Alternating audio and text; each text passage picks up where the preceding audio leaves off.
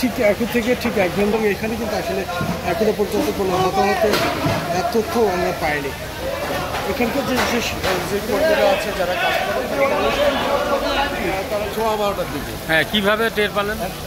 ঘুমা দেখি সব ভিতরে আসলাম, দেখলাম এই অবস্থা। লাস্টে এক গাড়ি বালু নিয়ে আসি, নেবানোর চেষ্টা করি, তখন তার ফ্যাট সার্ভিস আসেনি।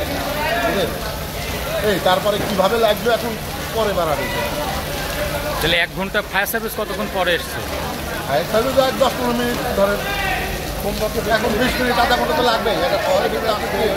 একটা আছে কুমারখালী থেকে, একটা কুষ্টিয়া থেকে, ধরেন কুষ্টিয়া শহর পারে 10-15 মিনিট তো লাগবে। তার বিধি আমরা যতদূর পারছি চেষ্টা করছি। শুধু বালু দিয়ে এখন বালু দিয়ে আমার এখানে গ্যাস ছিল, গ্যাস দিয়ে তারপরে বালু দিয়ে, মানে যে যা পাইছি বর্তমানে তাই বালু পর্যন্ত ছিল না। পরে এক কন্ট্রাক্ট নিয়েছি, বালু ঢালিছি, বালু গাড়ি পরে আছে,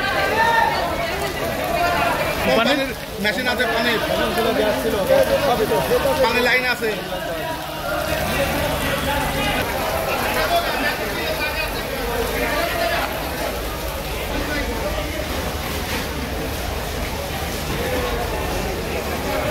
কোন জায়গায় গো?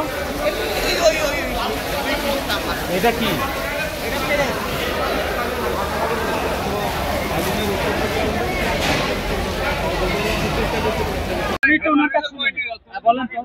মানে তেল, বয়লারের তেল আছে ওভারলোড হওয়া যাওয়ার কারণে তেল আছে বেরোচ্ছিল। পরে আমরা এখান থেকে প্রেসের থেকে পাইপ খুলে তেলটা বের করে চেষ্টা করছিলাম যাতে আগুন মানে যাতে না ধরে।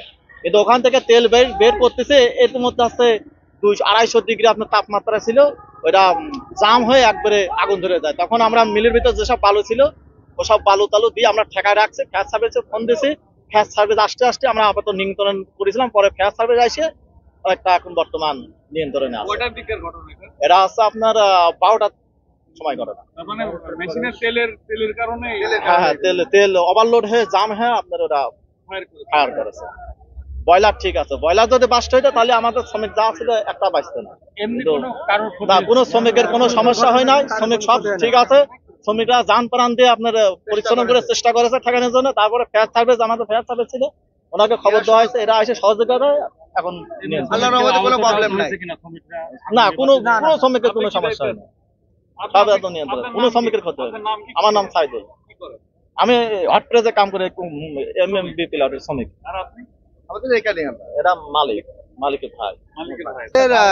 বলতে আমাদের আল্লাহ রহমতে আপনাদের ফায়ার সার্ভিস আর সাধারণ জনগণ সবাই আমাদের সহযোগিতা করার জন্য আল্লাহ রহমতে আমাদের কোনো সমস্যা হয় না। তেল এমন একটা জিনিস, ধাতুটা তেল জ্যাম হওয়ার জন্য এই জিনিসটা ধরেন আগাতেও পারিনি, বেরোতেও পারিনি। জাম হওয়ার জন্য ওই হট পেরেছে, ওই যে তেল ছাড়া তো চলে না, তাই না? তেল ছাড়া চলে, তেল লাইন যখন হিট অনেক 250-300 টেম্পারেচার, তখন আসার পর যে কোনো ভাবে হোক লাইনটা হলো লিকেজ হওয়ার পরে ওই আপনার তেলটা হলো আগুনটা ধরে যায়। ধরার পর আল্লাহর রহমতে ফায়ার সার্ভিস সঙ্গে সঙ্গে আমরা পাইছি। কিছু বালি ছিল, আর আপনাদের সবাই মোটামুটি যখন যার সমস্যা হয় সবাই সহযোগিতা করে। আমাদের রহমত ক্ষতি খুব একটা বেশি হয় নাই। এখন আমরা সবাই ভালো আছি, আল্লাহর রহমতে আমরা সবাই সুস্থ আছে, আমাদের কোনো প্রবলেম নাই। 220 জন মতো সময়, ইনশাআল্লাহ সবাই নিরাপদ, কোনো সমস্যা নাই। ক্ষতির পরিমাণটা কেমন? ক্ষতির পরিমাণ এখন বলা যাবে না, ক্ষতির পরিমাণ এখন বলা যাবে না। বিশেষ বলতে ওখানে কোনো কিছু হট প্রেসের যে মালগুলো ছিল, পাশে যেগুলো মাল ছিল এইগুলো, এখন এটা আমরা কি করব, এখন এটা আমাদের সবাই মিলে বসে কতটুকু কি অবস্থা আছে ক্লিয়ারেন্স দিয়ে তারপরে বলা যাবে, আমাদের পরে জানানো যাবে আসলে আমাদের কতটুকু কি পরিমাণ ক্ষতি, এখন তো বলা যায় না। আপনার নাম? মোহাম্মদ রবিউল ইসলাম। এটা কখন খবর পেলেন আপনারা, এসে কি দেখলেন এবং কিভাবে নিয়ন্ত্রণ করলেন?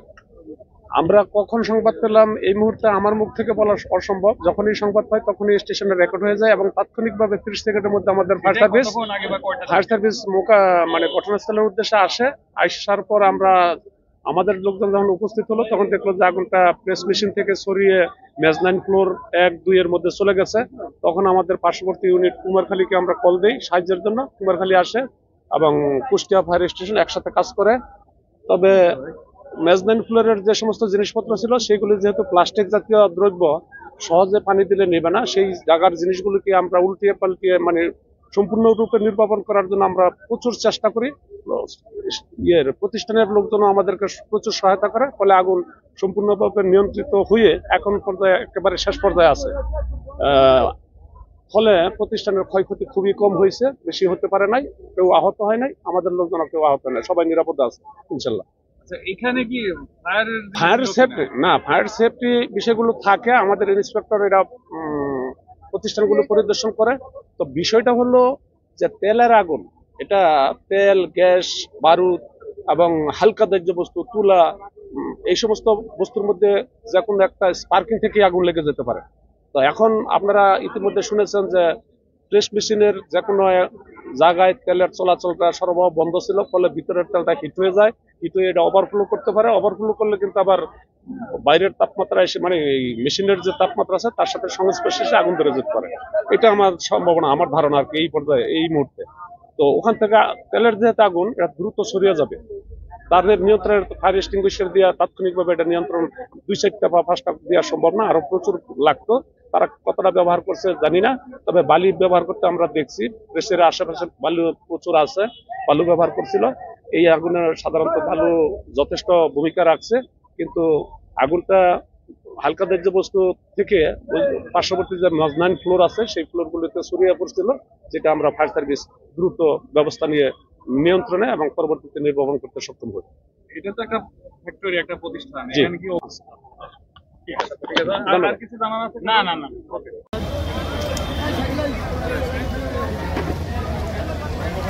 এই বাবা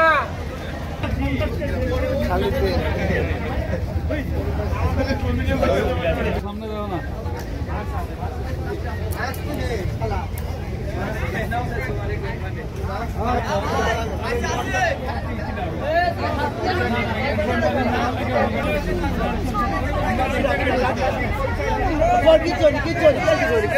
সমস্যা